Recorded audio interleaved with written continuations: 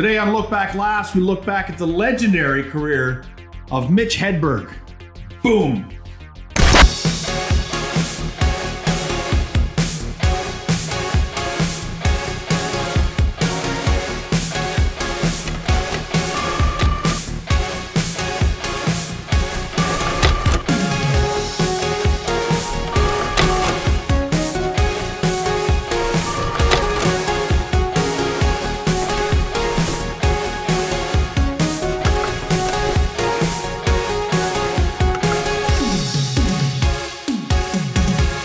Welcome to Look Back Laughs. I'm Pete Zedlacher. You know me. I've done that comedy show you liked that one time. And this is Look Back Laughs, where we look back on the career of somebody who inspired me to get into comedy. And today we have a very special guest by way of Alberta to France, back to Vancouver. The one and only Paul Myrehaug is joining us. Hey, Paul. Whoa, what's going on? Thanks for having me. Appreciate it.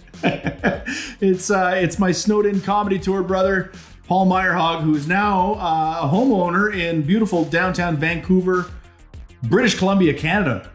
And we're looking at it, right? We're brand new, so it's all not much. Just a couple of days ago took possession. So then I have to go back to Europe in probably 3 more days. So it's going to be a short visit, and but yeah, it's all set up, and here we are. This is it. What do you think? Yeah, Dirty hobos?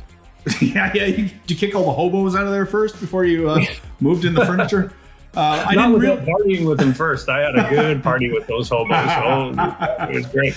I didn't realize you were heading back to France. Now, those of you joining us, Paul lives in the south of France with his beautiful lady, Cécile, in the town of Caux. Yeah. Caux, France. I didn't realize that you flew over just basically to take possession of your home, and then you're flying back to France. I didn't realize that.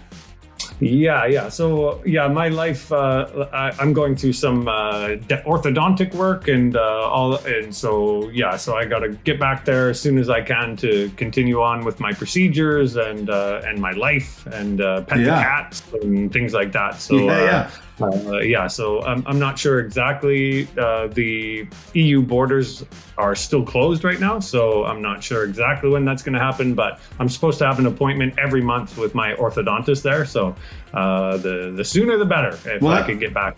That was my question. How are you getting back into Europe? Because it's in lockdown. Like we are currently in pandemic lockdown right now. Do you have a note from your dentist that you can get into the country? Actually, I do. I literally do. Yeah. It's and it's the fanciest note. It took to a notary, and it's got a wax seal on it. And it says this gentleman is going through a medical procedure. He needs to get into the country. So the last time I crossed, and I do have a visa there, obviously, with my relationship and stuff. But I had all my documents prepared. I had my official papers from France of Cécile and I's union and my wax paper and the border guard, typical French. He was probably smoking a cigarette, even though you're not allowed to in an airport anymore. But not one question, no eye contact, just grabbed my passport, stamped it, and then gave it to me. Not one question. Yeah. Get in there. Yeah. They're good.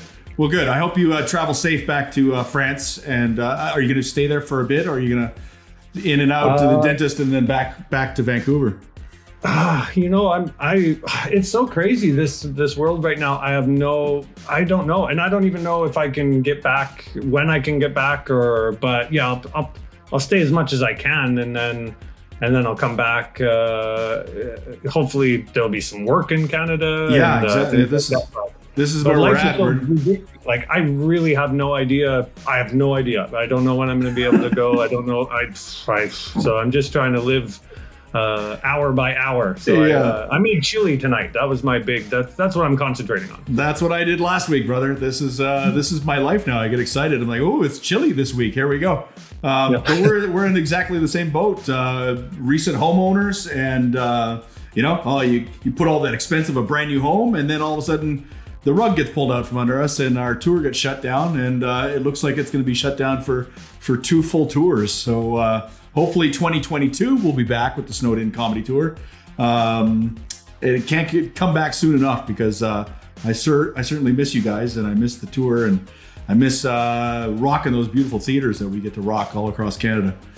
Yeah, I agree with you, and I miss you too, and I miss everybody. And I had to stop playing the game of, this week I was supposed to be in Victoria eating at Pagliacci's, or this week I was supposed to be in this theater, or it was driving me absolutely insane. So I had to take the schedule out of my mind and just finally make peace with that's it. Yeah, I'm assuming everybody watching the show knows what the Snowed In Comedy Tour is, but a little backstory. It's a national tour in Canada, the biggest comedy tour in the country. We play 65 cities across Canada, big, beautiful theaters, and it's a Canadian success story, and it's the thing that we look forward to all year. We tour for 4 months, and then we scrap that show, and then we start up writing a brand new one, and boy, oh boy, is it! It's changed my life in so many ways, and I miss it so very much. But I'm so glad to see you via Zoom or whatever device that we're using right now, and I'm so pleased that you could be a guest on my show for a very special episode. We're going to discuss who are we going to discuss, Paul? You tell the folks. Well, we're going to discuss my comedy hero, Mitch Hedberg. Hey, Mitch Hedberg. Who, without a doubt, is the coolest comic that ever existed. Present Zoom company included. Thank you. I was about to walk off my own show. So let's cut to it right now. Let's take a look at Mitch Hedberg. So, Paul, I don't know if you have a memory of this, but do you remember the very first time that you saw Mitch Hedberg? Was it? And what TV show was it? Do you have a memory of that exact moment that you saw Mitch Hedberg for the first time? Well, it wasn't TV actually, and No. So do you guys remember LimeWire? Do you remember LimeWire? This is like the download thing? Yeah. Oh yes, I see what you're saying. Yeah. So you heard Mitch for the first time. Yeah, exactly. Yeah. So that's how old I don't even know. I remember I was in university because that was the apartment it was in, and I didn't even have a laptop. It was like everybody shared the same huge computer in the kitchen type of thing. And I downloaded. And this is probably not good because I'm basically just admitting to stealing money from Mitch and a whole bunch of people. But I downloaded a Comedy Central. It was everybody's half-hour special on Comedy Central. So there was like Tom Papa, Greg Giraldo, Dave Attell, and Mitch Hedberg, and was one of them. There was a bunch of other ones, but and I just listened to them all. And then when I heard Mitch's, I fell in love immediately, and that's how I discovered Mitch was an illegal LimeWire download in university. You stole it off the internet. Yeah, I do remember LimeWire. I remember it was full of what do they call it? Viruses. It was I almost said diseases. It was full of diseases, and but that's when the beginning of like Napster was happening, and LimeWire and music sharing was a thing, and they tried to squash that, and I was always want to support bands and musicians and comedians. And I was like, but we just need this technology because it was so easy. You click a couple of buttons and all of a sudden you've got an album on your laptop. You're listening to it. So it's not that people were stealing. It's that they wanted the convenience of what LimeWire was offering. So don't sweat it. Don't sweat that you stole those Comedy Central. So you mentioned that you downloaded Tom Papa, Greg Giraldo, and of course Mitch. And what was it about Mitch that grabbed your ear over the other guys? Well, at the time, I was, I would say I was a stoner, probably. That'd be a fair assessment of where I was at. So, right. So checks out, yeah. University, hanging out, university dorm, downloading from LimeWire. Yeah, story checks out, yeah. Stoner, okay. Yeah. I had scalloped potatoes and cheese-filled hot dogs on the grill, and so I don't know. I just like. That's what I was into, and I, like he obviously his rhythm of talking and everything. I mean, at that period of my university stoner life, I was like, this guy's really saying something, man. Like, yeah, that's the thing that everyone talks about when they talk about Mitch. It's that that unique delivery that he had. Like nobody had that rhythm of comedy before.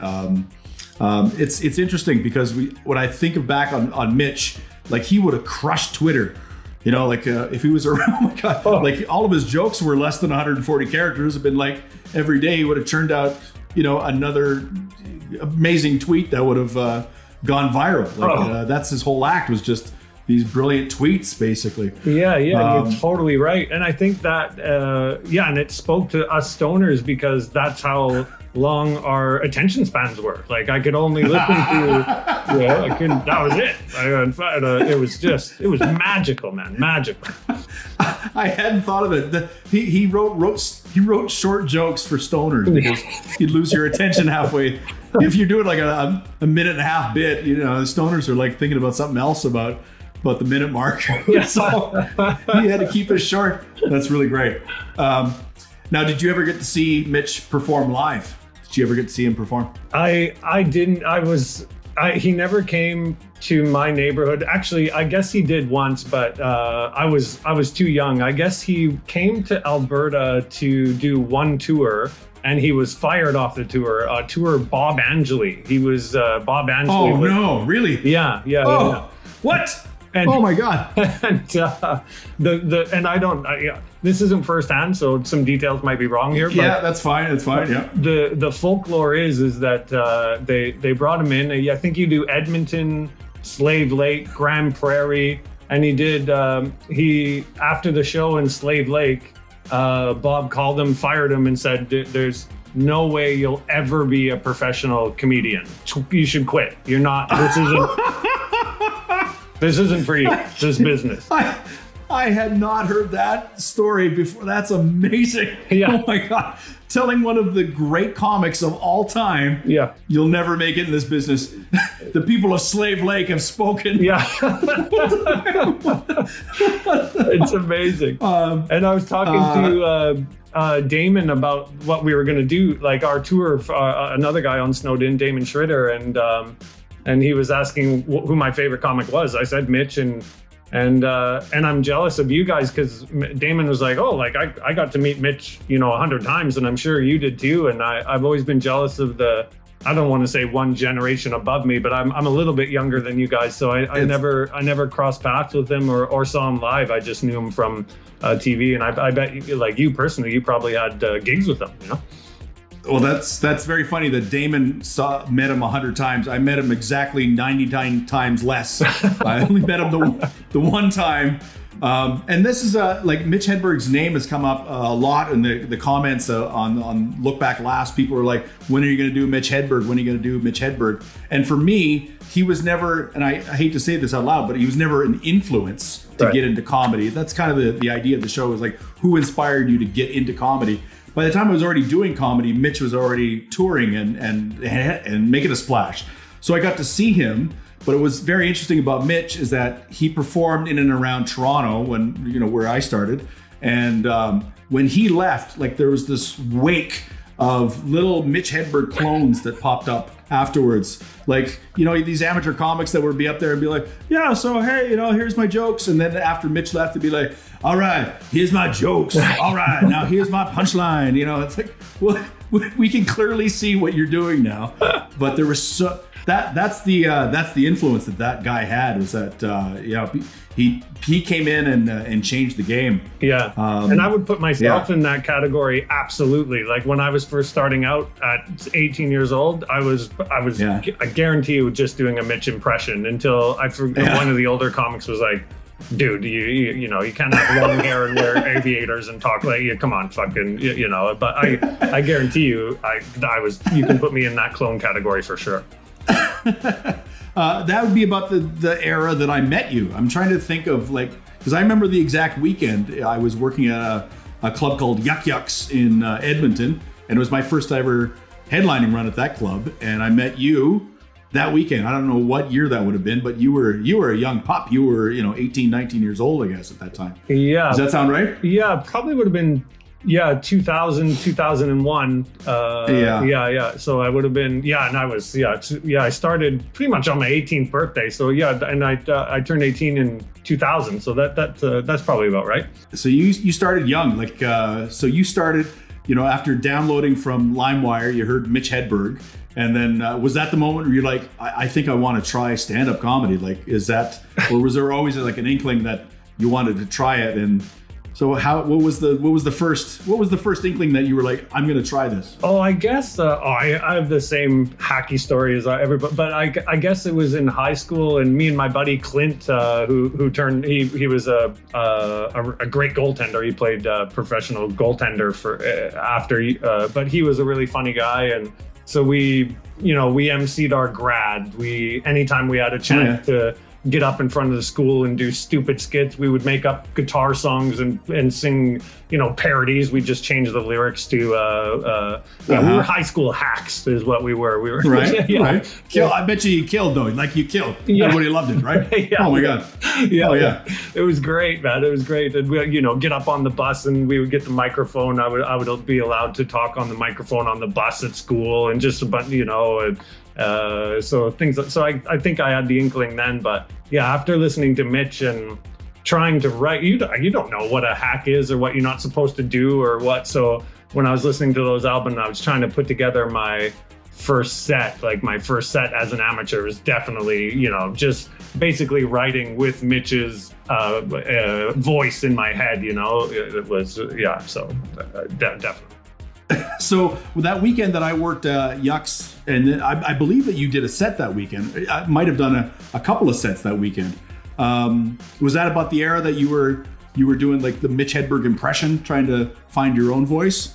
Had you already found your own voice by then? No, I wonder, that would be the era for sure, because I think I had some joke about I was a lot bigger back then. I was kind of a big guy with and so I had some joke about jumping in with the Dolphins at West Edmonton Mall, and then and then talking about the displacement theory, where water would, if 300 pounds of me goes into water, 300 pounds of water has to come out, the displacement theory. But I remember that punchline in particular. I would say it like the displacement theory. Like I would definitely mix it out, and try to. Yeah, 300 pounds goes in, 300 pounds comes out. Yeah. There was so many of those guys that came up after Mitch, and it's something that we talk about in comedy. Is like, and that's more than fine. Like you're a baby comic, you want to get on stage. You emulate the people that you admired, right? So, I never called anybody out to be like, hey, you got to stop that kind of thing. But eventually, you got to find your own voice. Yeah. And obviously, you found your own voice, because I don't think your stand-up reflects Mitch Hedberg now. That's for sure, right? Like I think it was the stepping stone for you to get on stage. And then you started to find your own voice. I'm speaking for you. Is that right? You think that sounds correct? Yeah. Well, yeah. No, I don't think I sound like Mitch now, and I think I'm more yelly. Like I have to. My writing is so weak that I have to yell everything. So Mitch was a great writer. I have to really jam it down their throats and prompt the audience to laugh with yelling. So I definitely don't sound like Mitch anymore.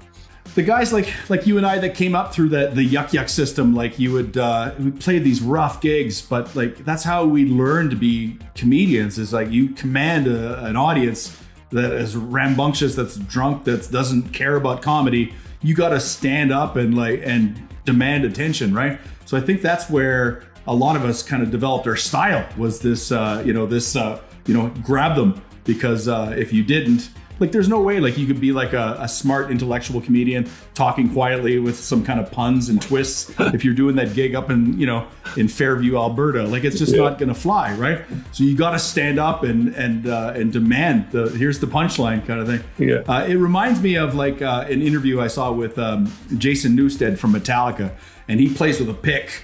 And they asked him, like, why do you play with a pick? Because, a lot of bass players play with their fingers, right? And he wanted to always just like jam down on the bass guitar, because he had learned on a crappy little bass amp So if he had to hit it hard so that he would actually hear the notes that he was playing. Wow. So that's just how he learned, was just like by hitting it hard. And I remember seeing that interview and then going, well, that's how a lot of us learn stand-up, is by, you know, we all had that tiny amp that we had to demand comedy out of, right? So yeah, you didn't want to go up there and get fired by Bob if you did a bad job. You know, you had to really. You'll never work again. Get out of Slave Lake, Mitch Hedberg. No one's ever going to hear from you again. Oh, the stories. These guys, man. Yeah. But I did want to share. But Mitch left me it was something very nice that our mutual friend and a beautiful guy, Toby Hargrave, did for me. Toby and I started together in Alberta. He knew what a Mitch crazed fan I was. And Toby found himself at Just for Laughs at a party, and Mitch was there, and he was talking to Mitch.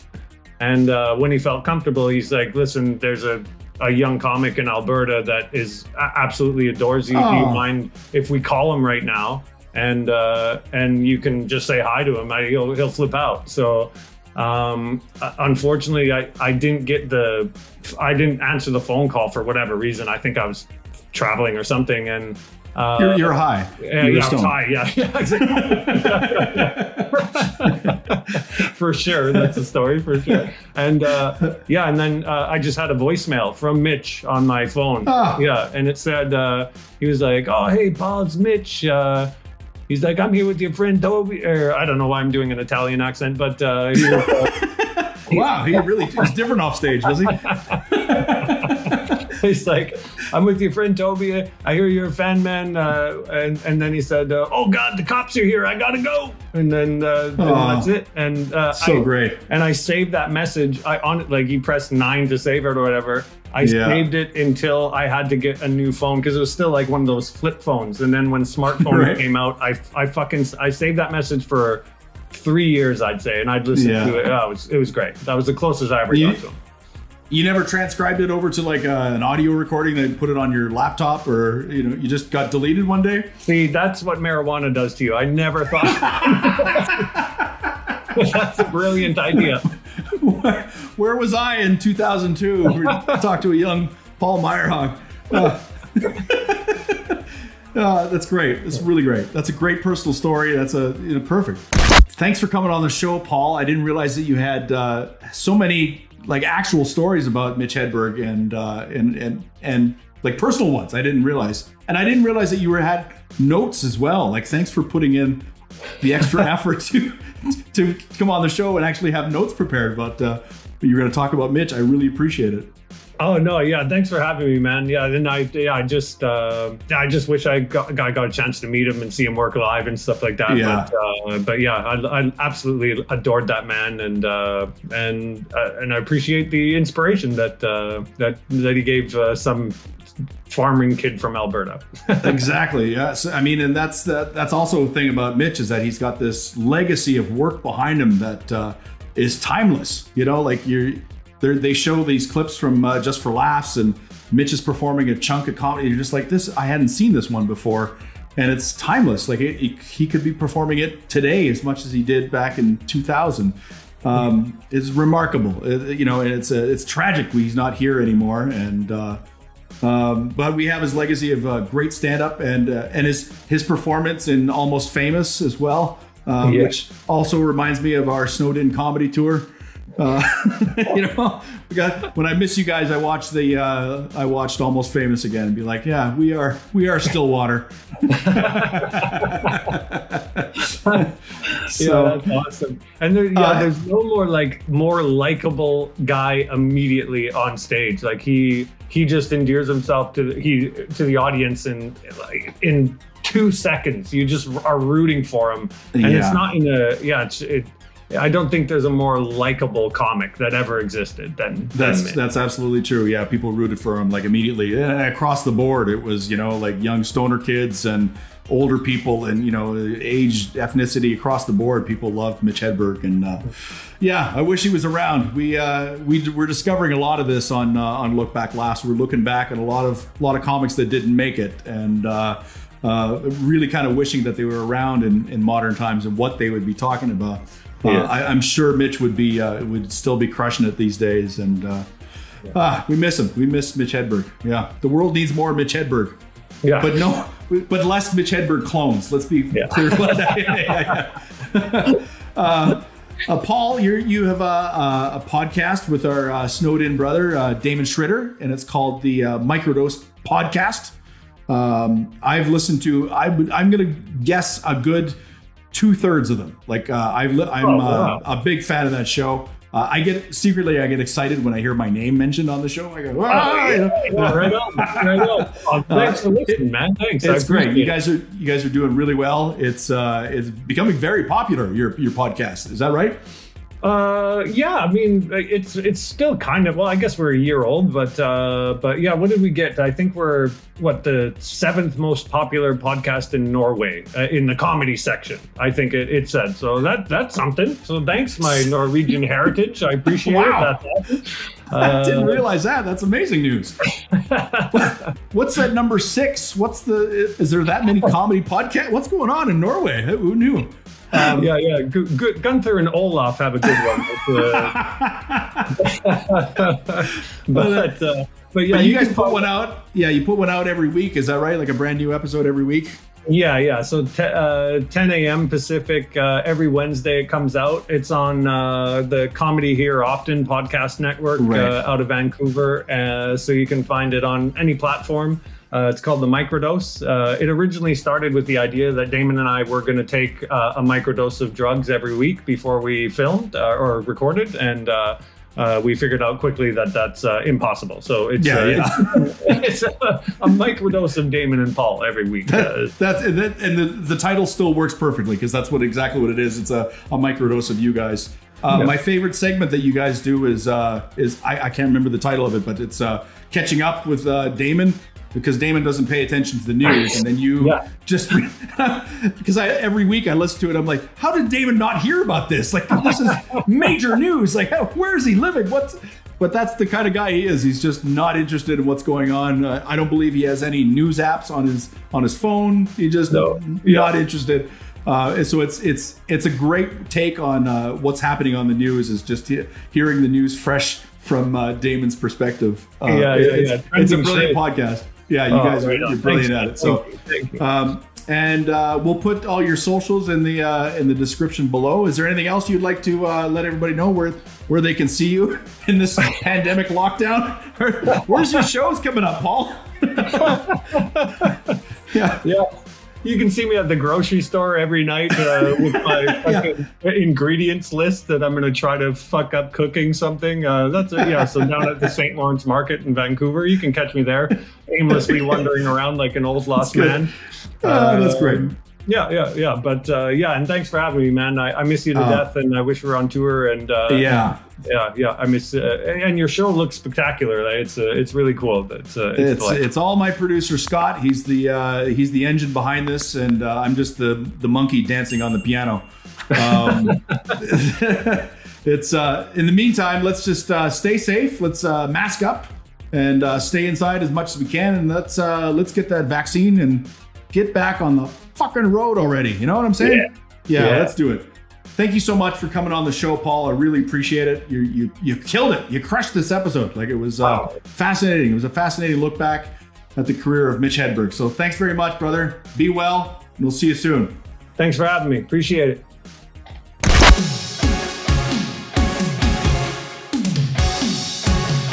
Sweet. I think we fucking crushed that, man. Right on. Holy fuck, man. That might be the best episode yet. Oh, awesome. Oh, sweet, man. That was fun. That was really cool. Yeah. Holy shit. How's Melody? Oh, I had to kill her. Oh, yeah, that happens. Yeah. Is this still recording? Fuck. Thanks for checking out the show, everybody. If you liked it, please give us a thumbs up. And if you're loving the show, my God, hit that subscribe button. It helps us so much. Leave a comment. I try to get to them and reply to everybody. Your feedback has been incredible and we really appreciate it. So hit the like and subscribe, and we'll see you again.